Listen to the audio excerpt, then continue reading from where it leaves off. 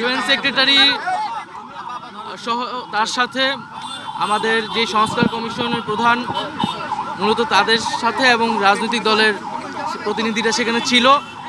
আজকের মিটিংয়ে মূলত যে 5ই আগস্ট পরবর্তী যে বাংলাদেশ এবং যে বাংলাদেশের যে গণতন্ত্র একটা রিফর্ম প্রক্রিয়ার মধ্যে দিয়ে যাচ্ছে সে বিষয়ে আলোকপাত করা হয়েছে।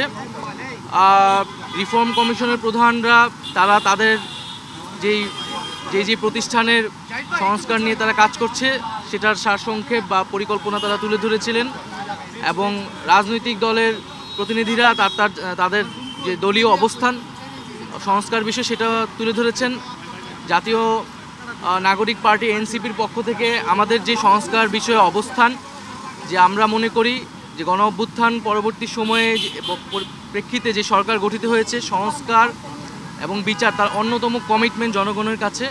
ফলে মৌলিক সংস্কারের ভিত্তি এই সরকারের সময়ই তৈরি করতে হবে এবং সকল রাজনৈতিক দল মিলে যে একটা ঐক্যমত পোষণ করতে হবে, যেটা জুলাই সনদের কথা বলা হচ্ছে, সেই জুলাই সনদে স্বাক্ষরের মাধ্যমে আমাদের জনগণের কাছে আমাদের যে কমিটমেন্ট সংস্কারের এবং সংস্কারের যে ধারাবাহিকতা সেটার বাস্তবায়নের জন্য আমরা জুলাই সনদে তার দ্রুত বাস্তবায়নের কথা বলেছি। এবং সংবিধান সংস্কার বিষয়ে আমাদের যে অবস্থান যে গণপরিষদের মাধ্যমেই সংবিধান সংস্কার করতে হবে, অন্যথা পার্লামেন্টে সংবিধান সংস্কার টেকসই হবে না। বাংলাদেশের ইতিহাস থেকেও আমরা এটাই দেখতে পাই। তো আমাদের সেই দলীয় অবস্থান আমরা সংক্ষেপে বলেছি।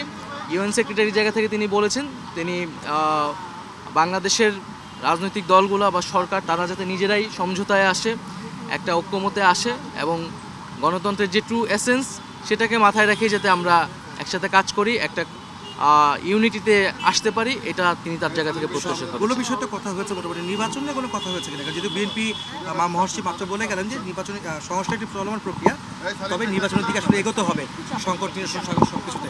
আপনারা কি নির্বাচন নিয়ে কোনো কথা বলছেন? আমরা মনে করি এবং আমরা এটাই বলেছি যে নির্বাচনকে তো আমরা সংস্কারের একটা প্রক্রিয়া হিসেবে দেখি, সংস্কারের ধারাবাহিকতা হিসেবে দেখি। কোনো রকম সংস্কার ছাড়া নির্বাচন, সংস্কারবিহীন নির্বাচন তো কোনো কাজে দেবে না। এটা অন্য সকল রাজনৈতিক দলও এটার সাথে একমত পোষণ করে। এখানে মতপার্থক্যগুলো হচ্ছে কোন সংস্কারটা কখন হবে, ইলেকশনের আগে কখন হবে, পরে কতটুকু হবে, সেটা আমরা মনে করি যে জুলাই সনদের মধ্যেই আমরা সেটার বাস্তবায়ন হলে যেই মতপার্থক্যগুলো সেগুলো কিন্তু কেটে যাবে এবং আমরা এক ঐক্যমতে আসলে আসতে পারবো। সংবিধান পরিবর্তন সংক্রান্ত কোনো কথা আপনারা বলেছেন কিনা?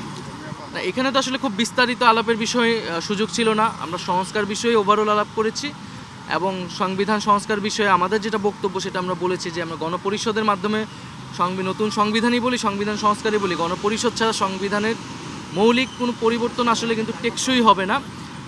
সেই জায়গা থেকে আমরা গণপরিষদ নির্বাচন চাচ্ছি। আর সামনের যেই জাতীয় নির্বাচনটা একই সাথে আইনসভা এবং গণপরিষদ নির্বাচন এবং পাশাপাশি আমরা বিচারের বিষয়টা বলেছি এবং সার্বিকভাবে ইউএনকে আমরা ধন্যবাদ জানিয়েছি যে জুলাই গণঅভ্যুত্থান এবং তার পরবর্তী সময়ে তারা বাংলাদেশের এই রিফর্ম প্রসেস সহ বাংলাদেশেরকে নানাভাবে সহযোগিতা করেছে। তো এই বিষয়গুলো মূলত বিচারের বিষয়ে জাতিসংঘের কোনো সহযোগিতা চেয়েছে?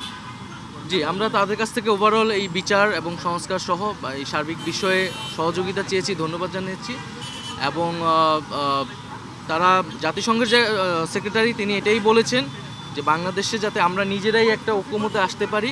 আমরা যদি নিজেরা ঐক্যমতে আসতে পারি তাহলে তারা তাদের জায়গা থেকে সার্বিক সহযোগিতা। আপনার কাছে কি মনে হয় সেই প্রক্রিয়া কত?